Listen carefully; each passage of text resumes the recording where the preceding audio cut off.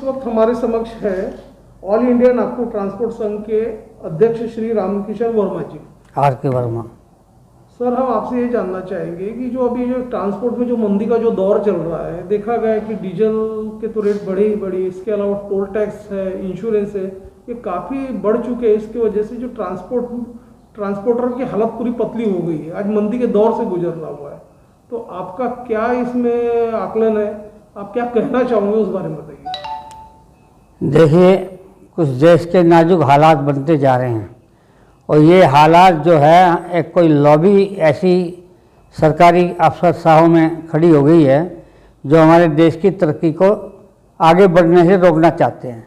हमारे देश के प्रधानमंत्री जो है वो देश को बहुत ऊंचाइयों पर ले जाना चाहता है, लेकिन उनके जो सरकारी अधिकारीगण हैं इस प्रकार के कानून लागू कर रही है, इस प्रकार की अड़चनें पैदा कर रही है जिससे कि हमारा देश का व्यापार पूरी तरह चौपट हो जाए। कोविड-19 2019 के अंदर अक्टूबर-नवंबर से चालू हुआ था देखा जाए तो, उसके बाद में मार्च तक का पूरी तरह लॉकडाउन किया गया। काफ़ी लोगों को फ्री में राशन भी बांटा गया, किसी को सिलेंडर भी दिए गए, लोगों में सरकार ने काफ़ी कुछ मदद की। लेकिन वो जो फ्री में बांटा गया सामान मुफ्त में, वो आज इस देश के अंदर सरकार कंगाल होती जा रही है। वो पैसा कहाँ से आए?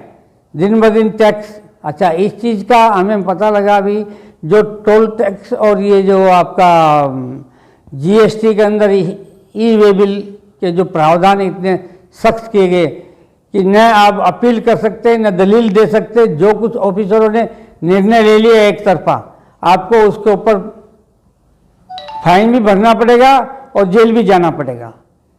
तो ये तो कोई लोकतंत्र के अंदर लोकशाही नहीं है, लोकतंत्र का गला घोटा गया।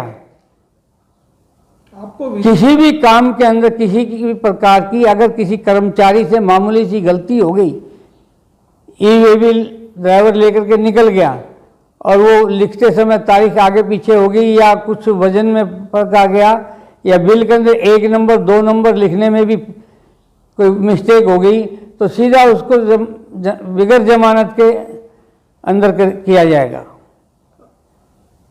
तीनों तरफ उसका 1 से 100 गुना ज़्यादा तो टैक्स लिया जाएगा, 4 गुना उसका 100 गुना जो लिया जाएगा यानी डबल हो गया, तो डबल का 4 गुना फिर उसके ऊपर और पेनल्टी लगेगी। इस हिसाब से माल की कीमत 10 रुपये है तो उसको 100 रुपये भुगतने पड़ेंगे। अच्छा है कि वो 10 रुपये का माल छोड़ दे या गाड़ी पूरी डिस्ट्रॉय करके उसका टोटल क्लेम करके खा जाए। क्यों करेगा वो ऐसा? ट्रांसपोर्ट वाला कभी भी देश का राष्ट्र का नुकसान नहीं चाहता। देखिए, ट्रांसपोर्ट व्यवसाय एक ऐसा व्यवसाय है जो दिन प्रतिदिन देश की तरक्की और उन्नति के लिए रात दिन 24 घंटे उसके ड्राइवर, कर्मचारी, कंडक्टर से लेकर के मालिक तक मतलब कि इसमें लगे रहते हैं। किसी तरह हमारा राष्ट्र का उत्थान हो। एक छोटे से गांव से लेकर के भी बड़े शहर तक उसने किसानों की उपज की मंडी का सामान लेकर के खनिज पदार्थ या दाल, अनाज वगैरह सब कुछ वो पहुंचाता है। कोई नई फैक्ट्री लगती है तो उसके अंदर वो मशीनें भी फिट जो करनी है वो भी वहाँ तक पहुँचाता है। मशीनें लगने के बाद उसका जो उद्योग का जो सामान प्रोडक्ट्स बाहर आता है उसको भी उसके गंतव्य स्थान तक पहुँचाता है और जल्दी से जल्दी पहुँचे ताकि देश की उन्नति बढ़े, ज़्यादा से ज़्यादा लोगों को नौकरी मिले, ज़्यादा से ज़्यादा लोगों को रोजगार मिले, ज़्यादा से ज़्यादा आदमी इसके अंदर मेहनत करके इस हमारे देश को और ऊंचा उठाए। इस भावना के साथ ट्रांसपोर्ट व्यवसाय आगे चल रहा है, लेकिन इसकी तरफ कोई सोचता ही नहीं। सबसे बड़ा बलि का बकरा ट्रांसपोर्ट व्यवसाय को ही बनाया गया है। हर टोल नाके के ऊपर जहाँ 100 रुपये लगता होगा, कई नाके तो ऐसे हैं जो राजनीतिकों के इशारे पर चलते हैं, जो 100 रुपये की जगह 100 रुपये का अगर उसकी फीस है तो वो 500 रुपये मांगते, नहीं दे तो उसके ऊपर मार पिटाई भी होती है। आज नितिन गडकरी बोलता किसी भी नाके के ऊपर, किसी भी चेक पोस्ट के ऊपर आरटीओ का आदमी नहीं मिलेगा, लेकिन कोई भी चेक पोस्ट ऐसा खाली नहीं है जहां आरटीओ का आदमी मंथली ना लेता हो, पुलिस वाले मंथली ना लेते हो। यहाँ तक कि ड्राइवरों के साथ मार पिटाई भी करते हैं। अगर कोई ड्राइवर किसी वजह से या उसके पास खर्चा नहीं है, ना दे पाए, तो उसकी कुटाई पिटाई भी कर देते हैं वो चेक पोस्ट के ऊपर। कई बार ऐसे माहौल पैदा हुए कि नागपुर से भी हमारे दूसरे ट्रांसपोर्ट वाले जाकर के वहाँ चेक पोस्ट पे, देवरी चेक पोस्ट के ऊपर अपने ड्राइवर को छुड़ा करके लाए, उनसे मार पिटाई करते हुए। जो कभी कभी होता है ऐसा, ड्राइवर के पास खर्चे के पैसे कम पड़ जाते हैं तो वो नहीं दे पाता, लेकिन ये क्या ज़रूरी है कि वो तो सरकारी फीस तो नहीं है, ज़बरदस्ती तुम्हारी घूस मांगी है, वो कैसे देगा और क्यों दे? ये मांग तो हमेशा से थी। अब बार बार ये कहा जाता है कि कहीं कोई नहीं है और हर जगह है। आप नेशनल हाईवे के ऊपर चले जाइए, पहले अमरावती रोड तलेगांव से लेकर के नागपुर तक के हाईवे रोबरी होती थी, अब वो नेशनल हाईवे वर्धा रोड के ऊपर, हैदराबाद रोड के ऊपर भी अब रोबरी होने लगी। पांडरकोटा से लेकर के नागपुर के बीच के अंदर आपका जाम तक कई गाड़ियों के माल कट गए, रस्सा तिरपाल कट गया, लाखों रुपए का माल चोरी हो जाता है। घर से अपने भांडे बर्तन बेच करके किसी तरह से लोन में ट्रक लेता है कि 2 पैसे मैं भी कमा के खाऊं और मेरे साथ रहने वाला कंडक्टर भी खाए। उसके साथ में एक गाड़ी के साथ में 20 आदमी अपना परिवार चलाते हैं, टायर पंचर वाला से लेकर के गाड़ी की रिपेयरिंग वाला तक का, उसके साथ स्टाफ, ट्रांसपोर्ट के कर्मचारी, कितने आदमी, कम से कम 20 आदमियों का परिवार एक ट्रक के पीछे बंधा हुआ है।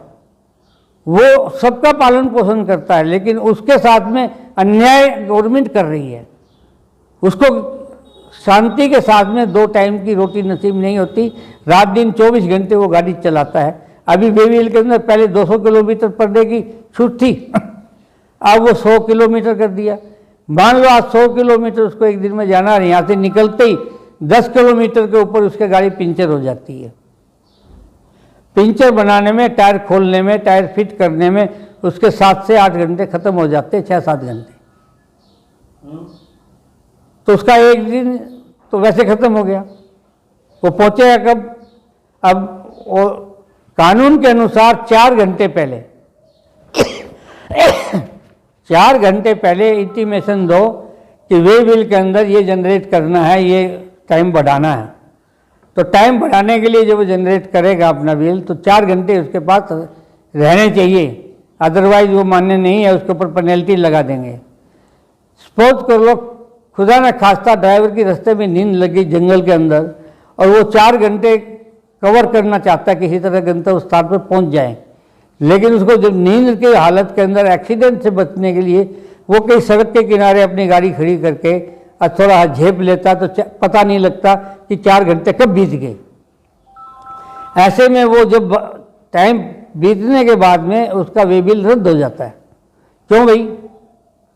वो इंसान नहीं है ड्राइवर, उसको घंटे 2 घंटे सोने के लिए समय नहीं चाहिए कि रात दिन 24 घंटे उसको गधे घोड़े की तरह से खींचते रहें। मूर्ख आदमी बना दें हम, एक ड्राइवर को इतना पागल बना दें कि वो सिर्फ स्टीयरिंग पर ही बैठा रहे। वर्मा जी, आप हमें ये बताइए कि आप ऑल इंडिया ट्रांसपोर्ट एसोसिएशन के अध्यक्ष हो। हाँ जी। तो आपको पता है कि अभी ये सरकार ने प्राइड कुछ बढ़ाया हुआ नहीं है, माल भाड़ा बढ़ाया हुआ नहीं है, ऊपर से जो फास्टैग जो है उसमें 10 पर दंड वसूला जा रहा है, वो कभी कभी स्कैन नहीं हुआ तो प्रॉब्लम आता। और दूसरी बात ये जो अवैध वसूली चल रही है नाके पे, और उसके बाद अपना नाका भी काफ़ी बढ़ा दिया उन्होंने, टोल टैक्स भी बढ़ा दिया। ये सारी समस्याओं का जो पिटारा है इसको आपने सरकार के दरबार में लेके गए क्या?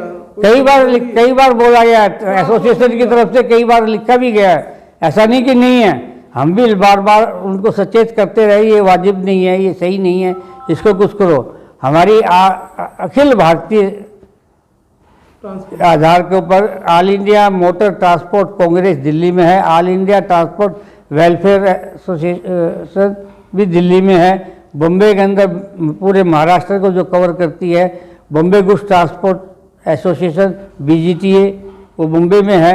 इस प्रकार हर स्टेट की अलग अलग एसोसिएशनें हैं और वो सब मिलकर के दिल्ली वालों के ऊपर अपना परेशानी बताते हैं। दिल्ली वाले सेंट्रल गवर्नमेंट से जिससे संबंधित है, हमारे ट्रांसपोर्ट लेवल के जितने भी नियम हैं और जितनी भी समस्याएं हैं उनको स्टेट गवर्नमेंट के लेवल पर सुनाई नहीं कर सकते, वो सीधा सेंट्रल गवर्नमेंट ही उसकी सुनाई कर सकती है। इसलिए हम लोग उसके बारे में टेलीफोन पर या व्हाट्सएप पर या किसी तरह से भी चर्चा करते हैं अपने उच्च अधिकारियों के साथ में, जो हमारी बड़ी ट्रांसपोर्ट एसोसिएशनें हैं, ऑल इंडिया मोटर ट्रांसपोर्ट और वो all India welfare association BGTA जैसे से, उनके मार्फत गवर्नमेंट को बाकायदा इस चीज़ की जानकारी दी जा रही है कि ये इसको रोका जाए या इसको सुधारा जाए। उनकी ड्यूटी यही है। तो ऐसा नहीं है कि हम उनको नहीं बताते, सब तरह से बताते हैं, लेकिन ये अधिकारियों को इतने अधिकार मिल गए हैं, एक ऐसी लाबी खड़ी हो गई आज देश के अंदर जो हमारे देश का नाम बुरी तरह से बर्बाद करना चाहते हैं। सरकार ठीक है, सरकार चाहती है कि देश का नाम रोशन हो, अच्छा इसमें तरक्की हो, उन्नति हो, लेकिन सरकार के जो नुमाइंदे हैं वो नुमाइंदे एक ऐसी लाबी के अंदर घुस गए, उनको ऐसी लाबी ने जकड़ लिया है जो इस देश का बंटाढार करना चाहते हैं।